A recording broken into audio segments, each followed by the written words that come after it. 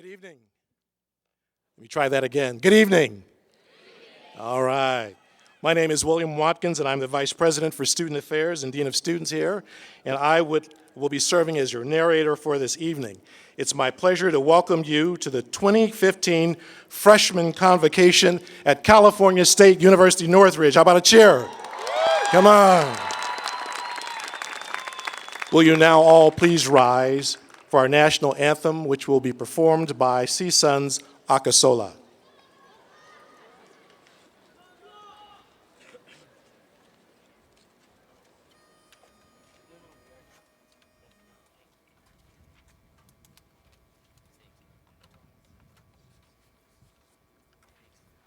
Oh, say, can you see by the dawn's early light what so proudly we hailed at the twilight's last gleaming, whose broad stripes and bright stars through the perilous fight o'er the ramparts we watched were so gallantly streaming, and the rockets' red bombs bursting in air gave proof through the night that our flag was still there. Oh, say, does that star-spangled banner yet wave o'er the land of the free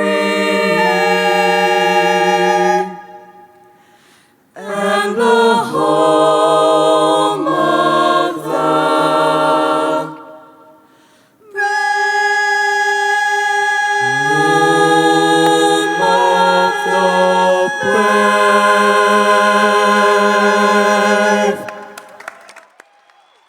How about a big cheer for Akasola?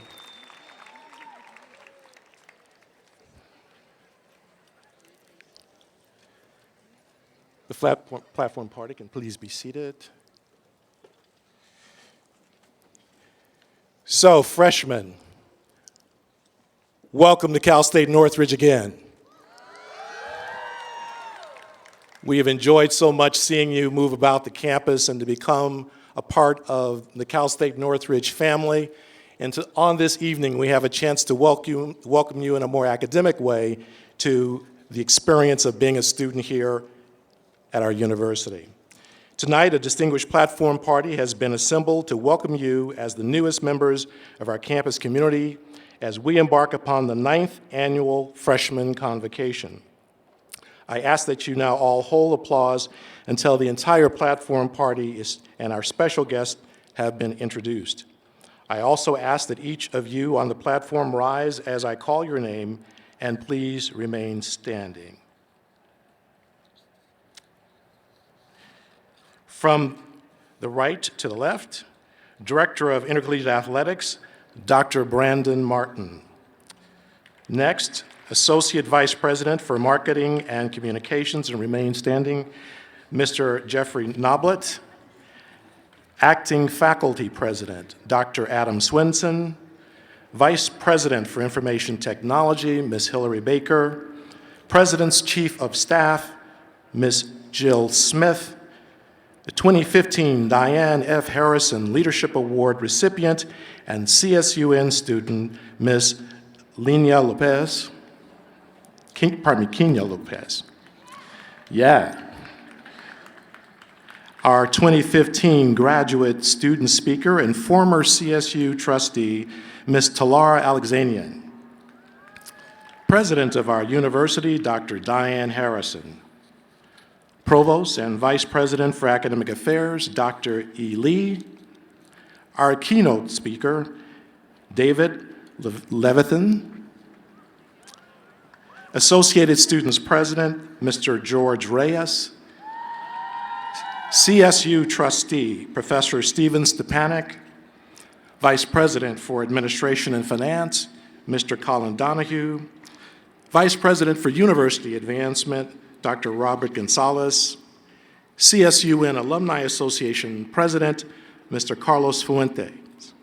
Now on the back row, Dean, College of Engineering and Computer Science, Dr. S.K. Ramesh, Dean, David Nazarian College of Business and Economics, Dr. Kenneth Lord, Interim Dean, Michael Kerb College of Arts, Media and Communication, Dr. Dan Hoskin, Associate Dean, College of Humanities, Dr. Sheena Marota, Interim Dean, College of Health and Human Development, Dr. Tammy Abaresk, Dean, College of Social and Behavioral Sciences, Dr. Stella Theodoulou, Associate Dean, College of Science and Mathematics, Dr. David Gray, Dean, Michael D. Eisner College of Education, Dr. Michael Spagna, and finally, Dean, Oviatt Library, and this evening's mace bearer, Dr. Mark Stover. Please join me in thanking this distinguished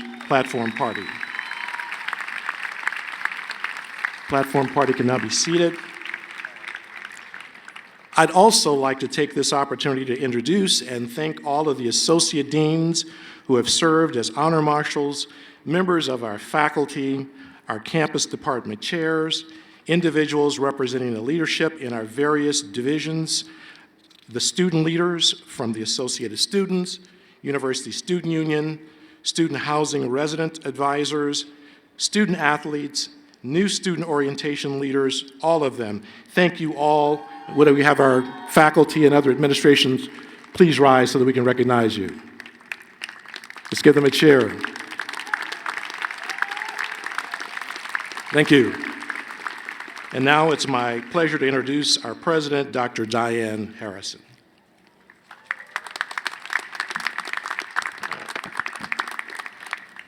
Thank you, Dr. Watkins, and good evening, everybody. I want to welcome our new freshmen to Freshman Convocation. I want you to think of yourselves as the graduating class of 2019. Put that in your plan. As an entering freshman, you begin a new and very important chapter in your life. This chapter also brings additional independence for many of you. You are shaping your future.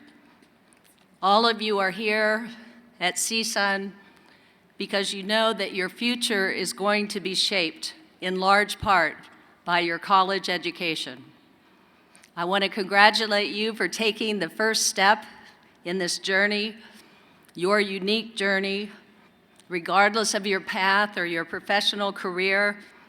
Your education and persistence to graduation will serve to help fulfill your dreams and aspirations. As you begin this journey, I want to impart to you the importance of planning your degree path and your goals, and also being prepared for detours and some possible bumps along the way. We've all dealt with detours and bumps. Being organized, being ready to do hard work are essential. Do not wait until the last minute to figure out you have a paper due the next day. You need to be open to new ideas and new experiences. A degree pathway is like a map or a plan to get to your degree. There's a lot of planning, there's a lot of thinking and decision-making that needs to take place, and a lot of work to be done along the way. You need to budget your time. You need to budget your expenses, your money. Chart your course. You may also need a network of resources to help you at various points. You need the ability to call a friend, to email or text an advisor, or pull up the CSUN app to figure out where the building is you're supposed to be in, to help you solve the inevitable roadblocks, or detours. Planning your future and your academic career requires very intentional planning and thoughtful decision-making on your part so that you can reach your destination and your goal, which I hope is to obtain your degree. You are now in control and responsible. So you need to do necessary planning and you need to think ahead. I would challenge each of you to record your aspirations. Where are you going? What do you want to do today, next year, the years after? Write down the steps and the milestones you know must happen in order to keep moving forward. Archive your achievements, your papers, and your activities in something that we will roll out very soon called Portfolium, our new electronic portfolio for you. Document and watch yourself develop new skills, new knowledge, and values. Think about preparing your resume today for your future employers. Today's entry might read, I attended freshman convocation along with several thousand of my new best freshman friends. I heard a great speech by author David Levithan, whose book we will discuss in class. And I hope you will also add you heard some great tips from the president. I encourage all of you to ensure that your daily decisions and lifestyle supports the steps and the milestones that you will need to move forward. At orientation, I shared with many of you some of the advice to support your academic success. And remember the most important, go to class. So let me ask you something for the freshmen, please. Raise your hand if you have not missed a class so far this semester. Raise your hand. Very good. Very good. Keep it up. Now, I know some of you who might not have had your hand raised. Maybe you overslept. Maybe you decided to finish that video game.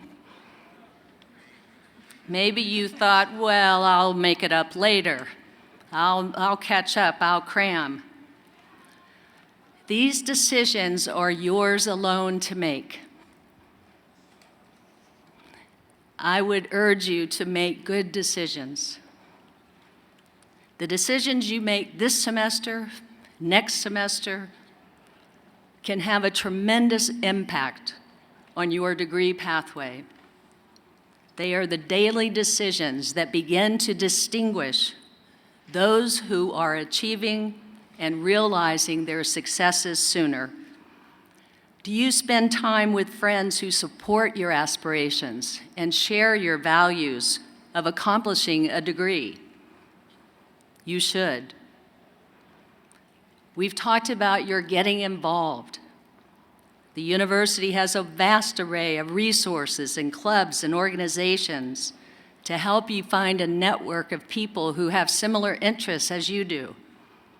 Come out and cheer for our athletic teams. They'd love to see you. Yes, thank you.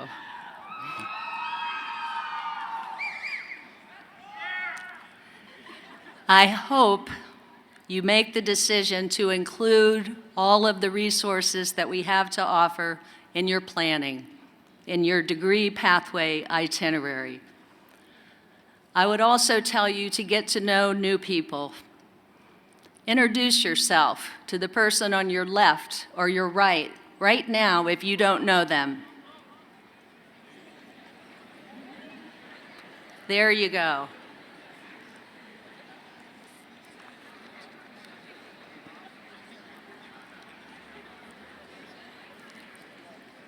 Now, most of you know we have a very diverse student body at CSUN. There are you might hear, over 100 different languages being spoken on this campus. I would encourage you to make a point to make a friend, someone who is different from yourself. Meet new people. And finally, I would suggest to you how you handle the speed bumps along the way will be a matter of your reaching out, possibly telling us you need some help, you need some more support. I'd like to tell you that you won't have any challenges or speed bumps, but we know that's not the case, probably. Our senior graduating students often share their best advice with our new students. And we ask them, what would you wish that you would have known as a freshman that you came to learn and appreciate later in your college career? And the number one answer, ask for help as soon as you need it. Don't wait. There are plenty of people on campus to help you. Don't ever be embarrassed or ashamed. We want to help you. We want to encourage you to build your network, your relationships as soon as possible along the way. Get to know your faculty and the staff in your college before you have a problem. You'll find some pretty phenomenal folks here who want you to be successful and who are there to help you, especially if you ask, and you are poised to help yourself. If you run up against a problem or issue that they can't help resolve, speak with your instructor, speak with your advisor, speak with the department chair or your associate dean. They are closest to your situation and best able to help you solve or resolve, diminish those roadblocks. And if you don't know where to go, ask. Our college faculty and staff will help you navigate to the next milestone, but you have to participate. My message to you this evening is twofold. The university's first and top priority is your success. The faculty, the staff, the administrators of CSUN are focused on providing the programs, the resources, and the services to support you. But this effort has to be a partnership with you, our students, and it depends greatly on your own commitment to your education and your personal success. I would tell you this evening, have confidence in yourself, but understand the work may not be easy. You are the future. You will be our innovators. You will do the research. I hope you will help solve the problems of the world. I'm confident that you will succeed here at CSUN because you are here at CSUN and part of our family. But you do need to plan your journey. We'll be here to help you. All of us on this platform, all of our faculty and staff who are here on this campus want you to succeed. You can do so by doing hard work, by being persistent, stay at it, asking questions, getting help when you need it, and of course, going to class. And have the confidence that you can succeed and you will get your degree. I hope that you have a great first semester and I hope you have a great freshman year. Thank you.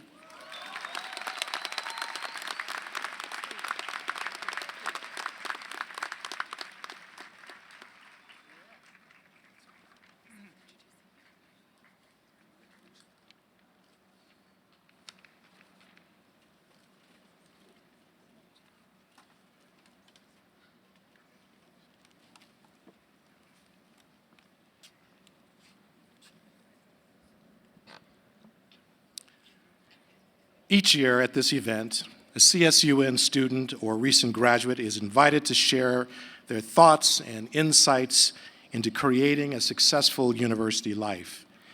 These individuals are chosen for their exemplary scholarship and meaningful involvement both on campus and in the community.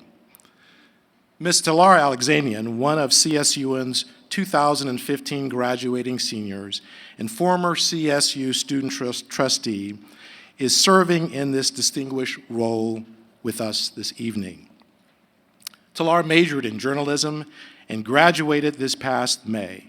She served 2 terms as Vice President of the Associated Students, was Greek Woman of the Year, worked in the Matador Involvement Center with our volunteer programs, and was the first student from CSUN appointed by the governor to serve as a representative of on the California State University Board of Trustees. Currently, Talar is a Choral Fellow in Public Affairs, a very prestigious position. I present to you now Ms. Talar Alexanian.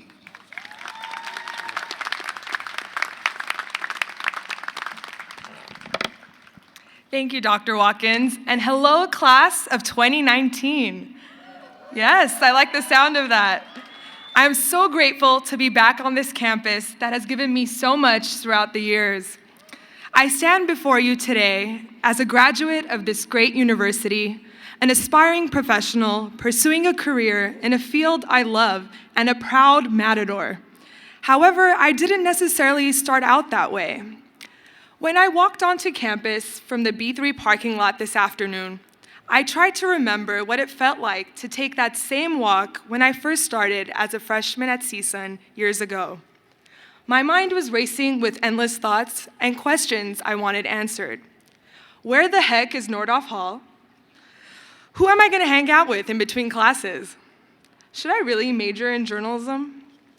I pondered on these thoughts, equally excited and terrified about my future and what lied ahead. Now I'm asking all of you to take a moment, stop texting those friends who are in class, and reflect on why you're here and the choices that lie ahead of you. You're embarking on a journey and in many ways a new beginning, a chance to redefine who you are and discover who you truly want to be. Every step and every choice during your time here at CSUN is leading you towards doing something that you really want to do in this world, even if you're not quite sure what that might be yet.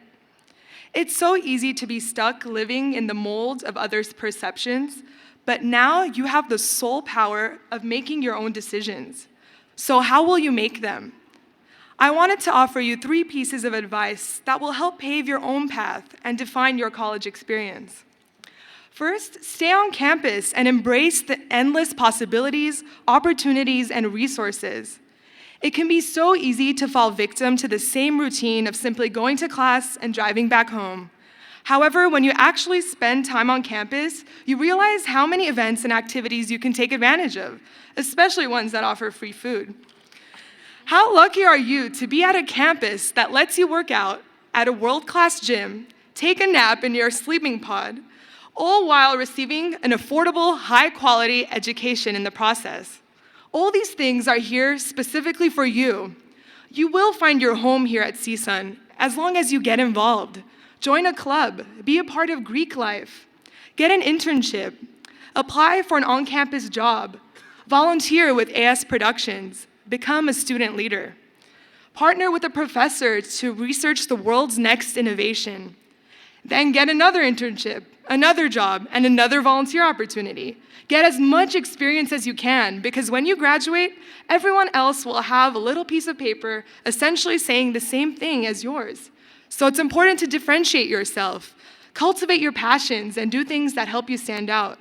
There are endless possibilities as long as your eyes are open to finding them. Second, be curious about life, about learning, and the world around you. Ask the questions that others around you aren't asking, and follow your passions. If there's something you're even remotely interested in, you owe it to yourself to pursue it. Take that music and film class that sounds kind of cool, or write an opinion piece for the weekly sundial. Soak it all up and learn from every experience. And third, focus on your relationships and building your network. One of the few things that matter in life I've learned are relationships. And I don't mean the 2,000 strangers who see your vacation photos on Facebook. I mean taking the time to build those personal interactions and learning from the new and interesting people you're going to meet. Don't just connect with high school friends who followed you to CSUN or with those individuals who share your same exact interests. Surround yourself with people who share different perspectives than yours. Challenge your beliefs and engage in healthy debates. Visit your professor's office hours. I promise that spending an extra hour with them each week will not only help you get a better grade in your class, but will actually build invaluable connections that will come in handy in the long run.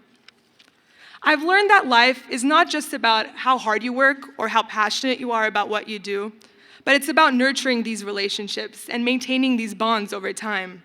Investing in your network is what will help you be happy, be successful, but also get you through those tough hurdles you may face. 4 years from now, you'll be standing in my shoes, looking around this campus and remembering all the memories you've created.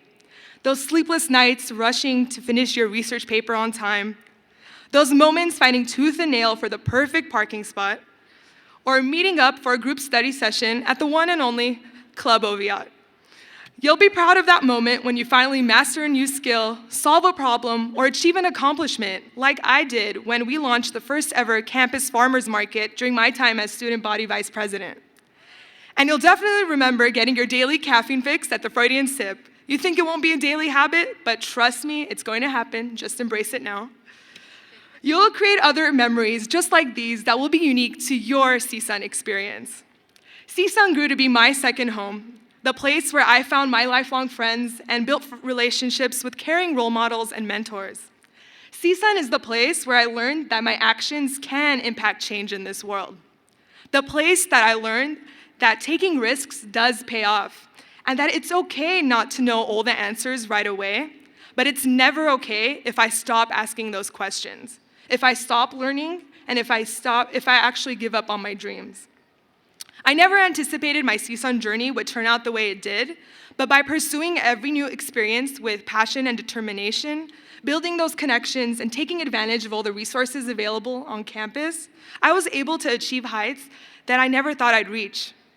Whether you want to be an award-winning filmmaker, the CEO of the next big tech startup, or even the next POTUS, CSUN will provide you with the knowledge and tools to succeed and achieve your dreams. If I didn't let go of my fear of failure and take the step to actually apply for the position of student trustee, I would never have been appointed to that position by Governor Brown or have represented the students not just on this campus, but the 23 other CSU campuses. I would have never discovered my passion for creating policies that serve the public good. So take those risks, those leaps of faith, even if it's as small as asking that cute guy or girl out in class, or even if it's as big as starting your own business while you're still on your path to earning a degree. You never know what doors will open. And finally, remember, in order to have an incredible college experience, you have to desire one and be willing to put in the hard work to build one. In the words of Malcolm X, education is your passport to the future, for tomorrow belongs to those who prepare for it today. Welcome to the best university in the world. Enjoy every moment of your time here and get ready to weave the fabric of your journey of becoming a proud Matador. Thank you. Nice job. Really nice job. Thank you.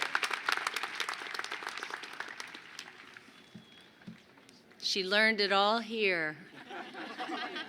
Thank you, Talar, for those inspiring remarks for our freshmen, and our best wishes to you for your continued success. And as you continue charting your own career pathway, and I look forward to seeing where you're going to end up. It is now my great pleasure to introduce the campus to the recipient of the Harrison Leadership Award for 2015. Each year, the university will make an award of $8,000 scholarship to one student who meets the following minimum criteria: the completion of the freshman year with 30 earned units of credit, at least a 3.0 grade point average, and demonstrated leadership ability. A number of truly remarkable, well-qualified students applied for this award, and I want to acknowledge the finalists who are here with us this evening. Will Francis Ramsell, Deaf Studies major, and Yvonne Zimmerman, journalism major, please stand and receive our applause right here up front.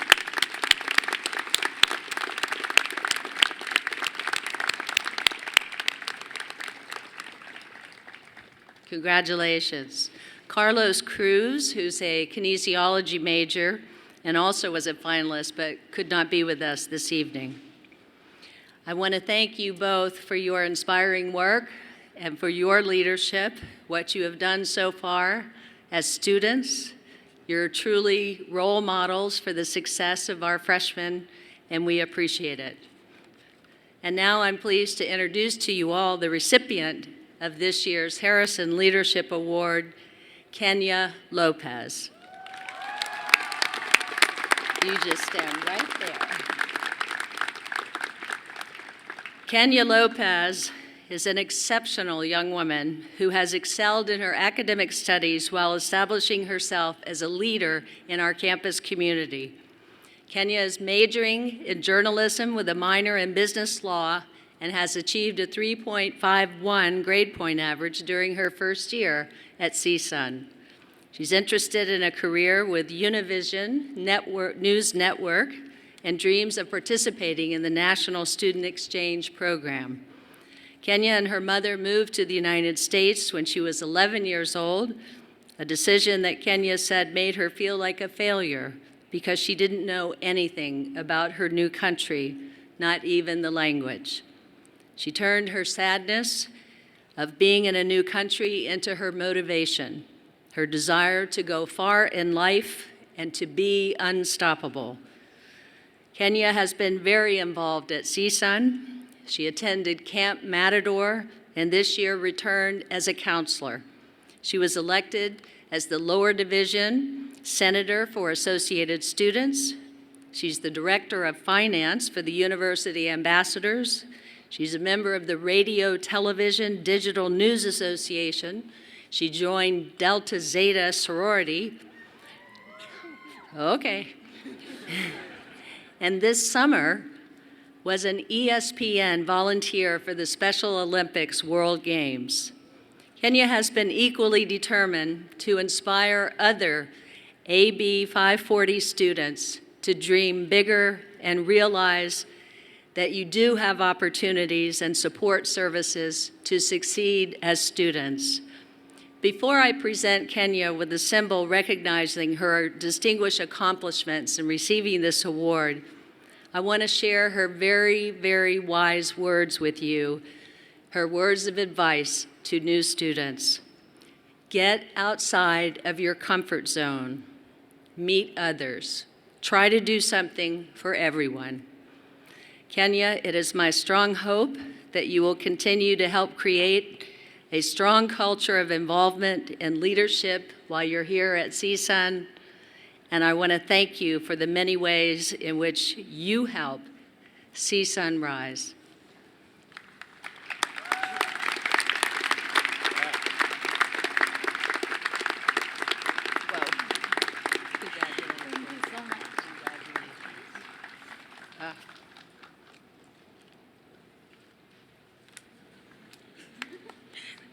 Thank you. Now, if all of you were paying attention, you might realize that next year's winner of this award could be sitting right here in this audience.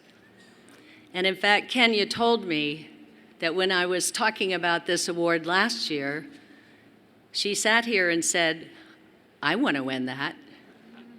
And she did. And it wasn't because of her lack of hard work. Clearly, she worked and earned that award. So I would encourage those of you who are here to think about being up here with me next year, receiving a very good scholarship and a wonderful sash that you can wear whenever you want. As Kenya can tell you, a successful first year is when you have the units that it will allow you to graduate in 4 years, an excellent grade point average, and meeting the challenge of leadership on our campus. And all of those activities are rewards in and of themselves. So I hope that many of you, if not all of you, will decide you're going to take that as one of your aspirations and goals and be here next year. At this time, I would like all of you to welcome our new University Provost and Vice President for Academic Affairs, Dr. E. Lee.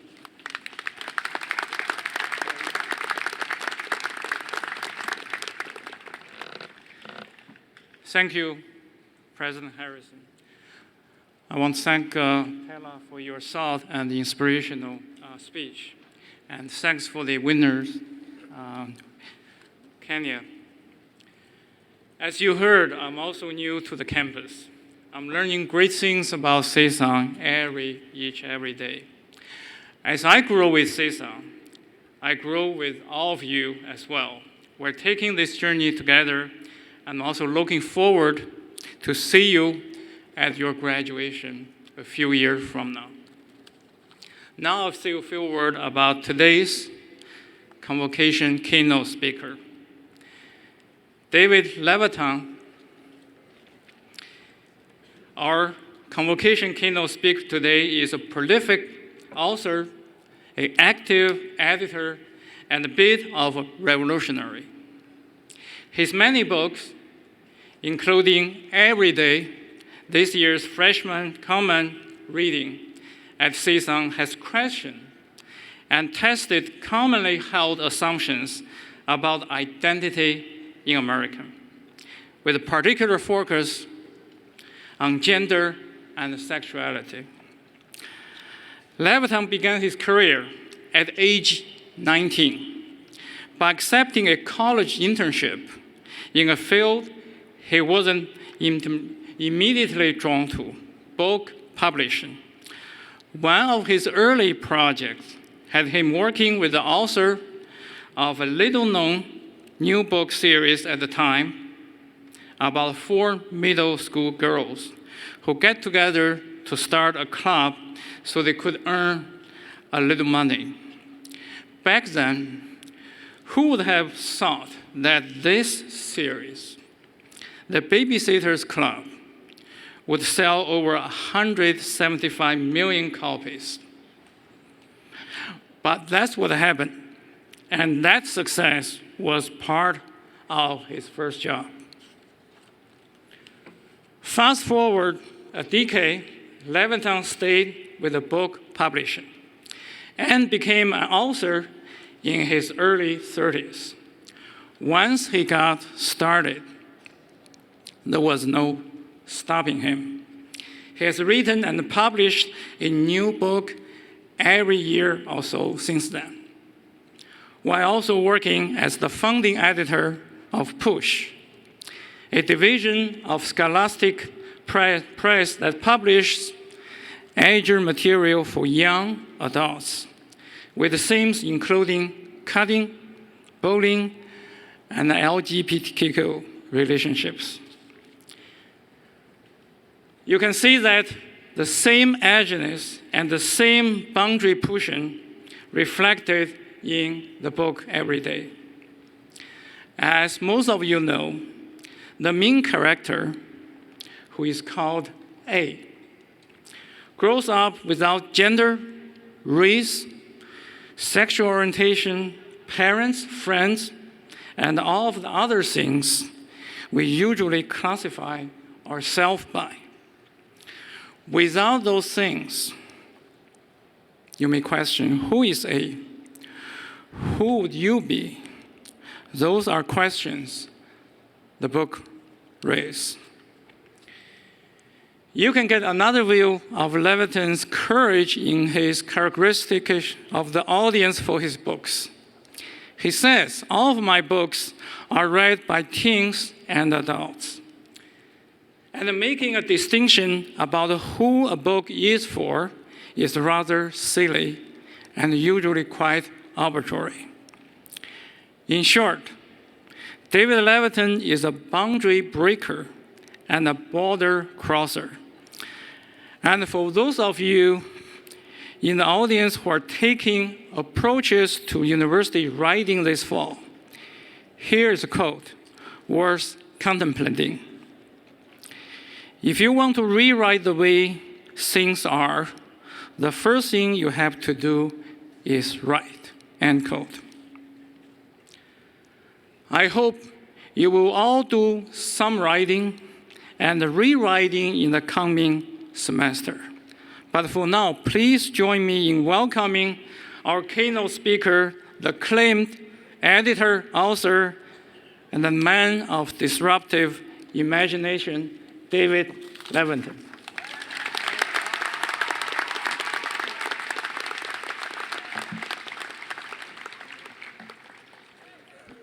Hey, everybody.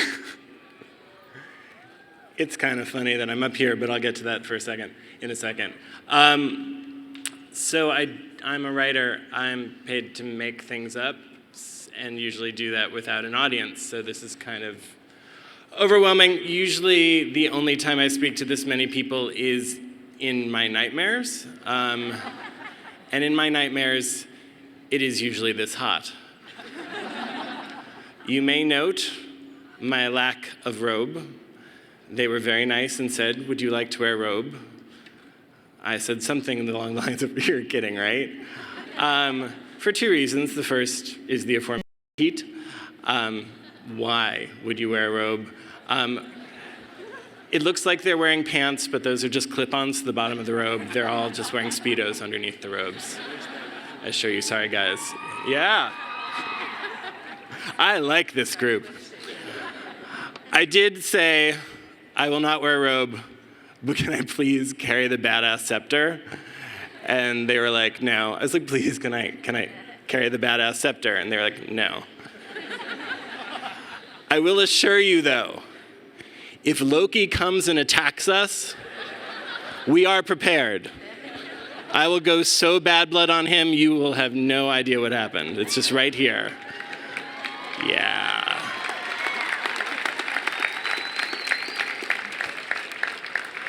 So the second reason I'm not wearing a robe is because if there was a thought bubble over my head, it would definitely read, "What the hell am I doing here?"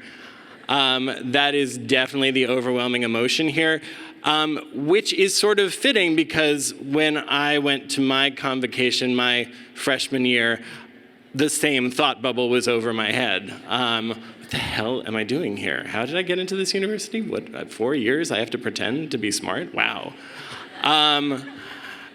Maybe you can relate. It seems you all go to class, so maybe you don't. But I guarantee there will be times in your academic careers and in the bigger career, which is known as life, that you will think, what the hell am I doing here? The good news is there is always a room on the podium for you. That just because you're feeling that way doesn't actually mean it's the truth. And usually the good thing to do is to remind yourself that, no, I actually do belong because there is always a place for the people who don't belong. We don't want this to be uniform. We don't want this to be all the same person all the time. You have this construction in your head of who should be up here, who should wear a robe, who should be at a university, who should be in a certain class. But the truth of the matter is that anybody can be. And remind yourself that. I have to do that all the time. So I also am representing the people who don't write out speeches ahead of time. It always seems like a really good idea until this moment right now, where I'm like, oh good, I have 9 lines of notes for 20 minutes. That'll be interesting. But bear with me, because I just clearly prefer just to talk to you.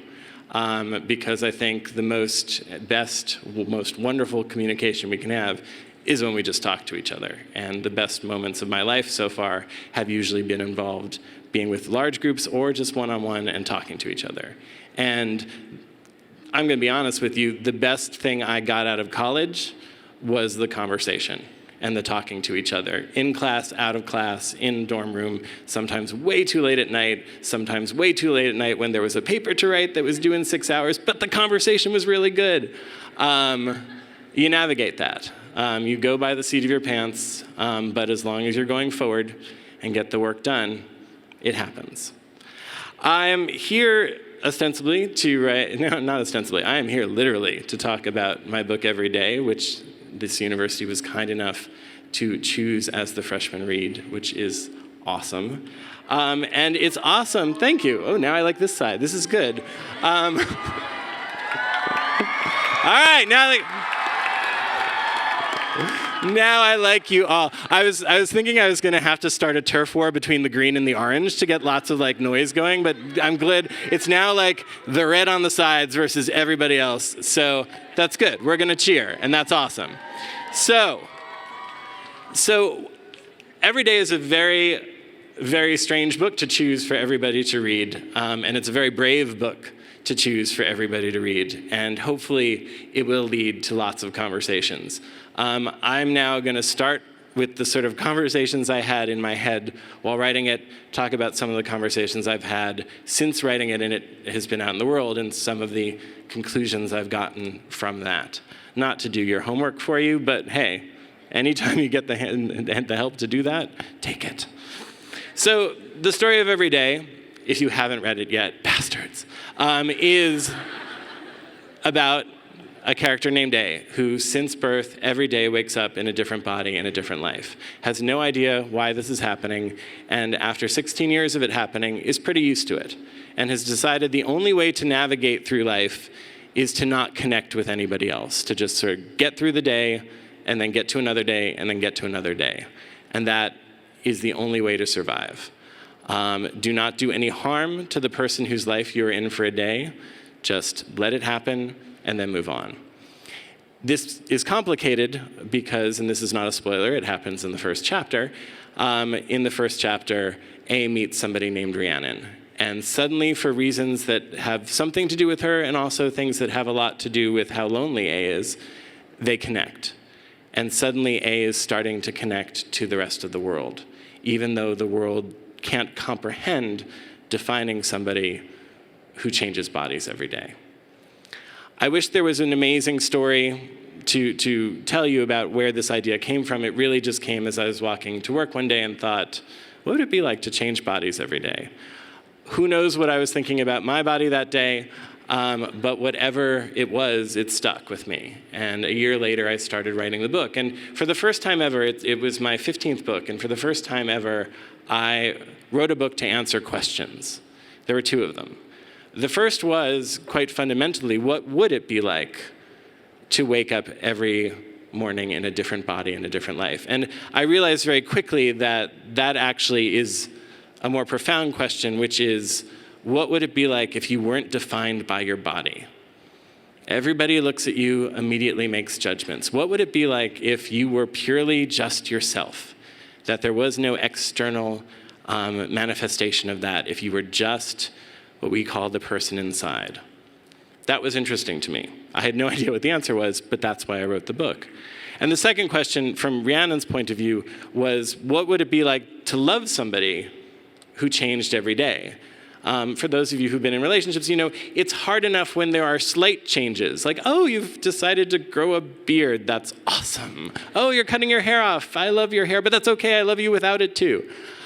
Even little changes throw us, but what if there were big changes every day? How could you navigate that? And that was the question for Rhiannon. And it is a question that I just released a second book called Another Day, which is written from Rhiannon's point of view, is answered probably even more in that book.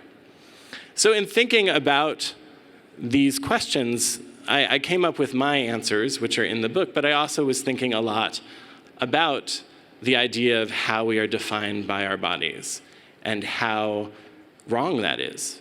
I approached the story thinking that A, because A changed every day, would be obsessed with the differences. What would it be like to be in one body one day and then suddenly a completely different body the next day? If you're changing race from black to white, if you're changing gender from male to female, if you were changing class from rich to poor, wouldn't you just be so aware of the differences? And I realized very quickly that no, in fact, if that was happening to you every day, you'd in fact be much more attuned to everything we have in common, because that's the only way you could survive. would be to grasp onto what we have in common and live by that. The good news for A, and I fervently believe this, and this sort of passage is in the book, is that I believe that really we're all about 98% the same. We harp on the differences because our bodies divide us. We see difference because we are so keyed into that by our culture. But the truth of the matter is, we mostly have things in common. We all have dreams. We all want to love and be loved. We all have lots of fears, both on the small personal level and on the global level. We are governed by that, and we all have them in common. Even when we have different views on them, we still have so much in common. I'm gay. You may not be. I'm Jewish. You may not be. I'm from New Jersey. Odds are you probably aren't. But again, I would guess that if we talked to each other, we would easily get to that 98. We might even go to the 99%. Then you'd realize how old I am, and we'd be back down to the 98%, but that's cool. But again, we have so much in common, but our culture divides us, and our culture divides us because of what we look like. And that is pretty insidious. The message I have to you is so far as is in the book, and the message that I've learned while talking about the book is you have to choose how to define yourself. It is too easy to fall back on how everybody sees you or how you think everybody sees the way you look. You have to transcend that and take control of that.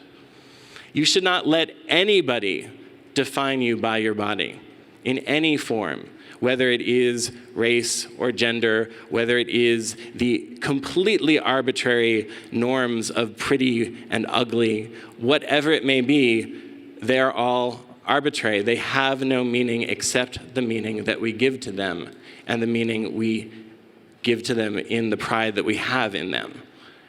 Don't let anybody take that away from you. And conversely, don't do that to somebody else. Don't define people by their bodies. And God knows in this time when you're meeting more people at once than you probably ever have in your life before, don't make snap judgments. Don't immediately go to judge them just by what they look like or the way they carry themselves or the size they are or the color of their skin or their gender. Because the assumptions you make may be entirely wrong and they're always unfair. Anytime you think in terms of us and them, you are wrong. You are totally stuck on that 2% when you should be living in the 98%, because that is what will get us by. We live in a culture where people are profiled all the time, and there are awful, awful things that happen because of that. We live in a culture where there are industries and powerful forces who want you to be insecure about your body. They want you to think of your body as lesser so they can sell you things to be more, or they can just think of themselves as more. You have to resist this. You have to challenge this, and at the base level, you do that by claiming the definition of your own body. The cliche is always, you should step into somebody else's shoes, walk 2 moons in their moccasins. I think that that is really just a metaphor for being in somebody else's body and trying to imagine the way that they are seen and then not seeing them the way the culture tells you to. I'm lucky. Remember, I get to make things up. I get to hop into people's bodies all the time. They're fictional, but I learn a lot. And that is really what literature is all about, and I would argue most art is all about. It is empathy. It is teaching you what it's like to both be yourself, but also to be other people. You learn that by creating, but you also learn that by reading. You learn that by talking, but you also learn that by listening. Do all of those things, not just while you're here, but beyond while you're here. You'll live a much better life if you do. The joy to me of learning and education is the fact that we get to learn how to define ourselves within our bodies. And it also teaches us how to define ourselves beyond our bodies, to learn things not just in the literature classes or the arts, but also in the sciences and math. When you sort of can comprehend the universe more, you realize, again, how arbitrary certain judgments are, and you can defy them even better. I think I would encourage you all to also make things up, however you want to. I'm not saying lie. That connotation of make things up is not what I'm going for. But I mean in terms of create. And creation can be anything from a friendship to a novel to a scientific experiment. But go out there and create. Again, there will be so many times when you will think, what the hell am I doing here? I have no right to be here. They're all going to find out that I'm a fake. I'm just so afraid of what will happen if they understand what's really going through my head. Push that aside. Again, that is your feelings. It is not the truth. You, again, have every right to be the human being that you want to be. You have every right to be in whatever body you choose, to identify as whatever gender you choose, to love whoever you choose. And don't let anybody ever tell you differently. Thank you.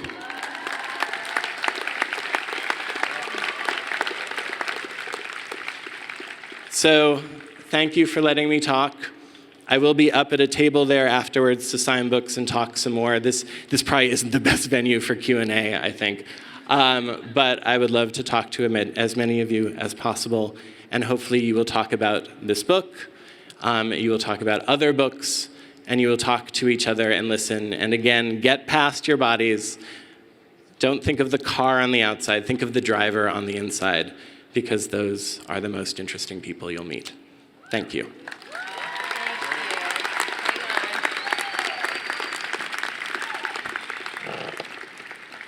David, thank you for your remarks to our 2015 Freshman Convocation. Thank you for taking the time to sign books afterwards and for your inspirational thoughts and advice to our students. I hope that your remarks this evening will serve to provide for some great conversation and discussions inside and outside of our classroom. And in appreciation for your doing all of this work for us tonight, I have a small momentum to help you remember CSUN. It's quite heavy. Thank you. Thank you so much. Thank you. Again, our sincere thanks. At this time, I'm going to ask our entire platform party to stand, and I invite Associated Students President George Reyes to join me at the microphone. He too serves as a very powerful example of student success to all of our freshman class. Thank you. How's it going, class of 2019? Woo! One more time, what's good, class of 2019? Woo! Awesome. Well, it's my honor to serve as the Associated Students President for this year. And I've heard that you've all been working very hard at orientation sessions during the summer to learn the CSUN alma mater, right? Maybe? Yeah? Say yes? Yeah? Okay, thank you. If you haven't memorized all the words yet, they're listed in your program. So if you open to the middle page, you'll find it there. And I think we've actually arranged some assistance for you. Orientation leaders, are you ready? Where are you at? All right. Jazz A Band, are you ready? Freshmen, are you ready? Awesome. If I may ask you all, everybody, to now please stand. Oh, now the yay becomes like, ah, all right. For this very special performance of the CSUN alma mater, may this be a wonderful memory of your freshman convocation. Matadors, let's sing it out loud. Hail to all the matadors. Just kidding. Just kidding. Hail to all the matadors, and to us who so dear, as we move along the road of life.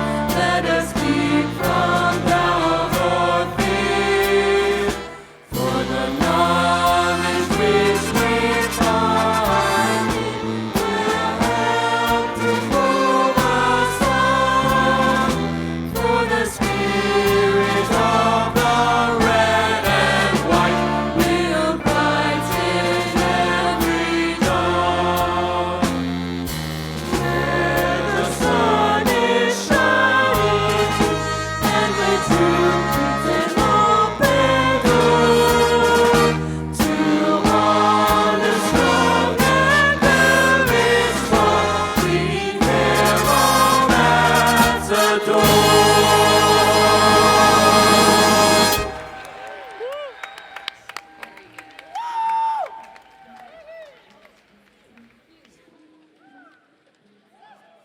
Talar, I forgot to give you your momentum. Oh, thank you. Oh, thank you so much. Thank you.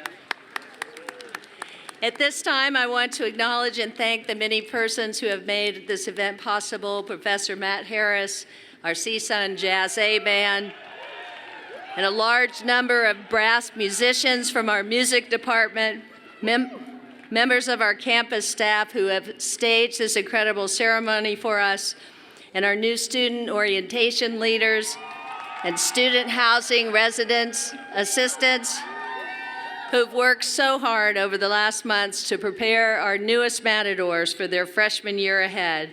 Could I ask all of our new student orientation leaders and all of our resident advisors to please wave to us and let us applaud all of your efforts. You guys are incredible. And finally, we want to thank also the members of the Freshman Convocation Committee. Thank you, members of the Convocation Committee. And lastly, to our freshmen.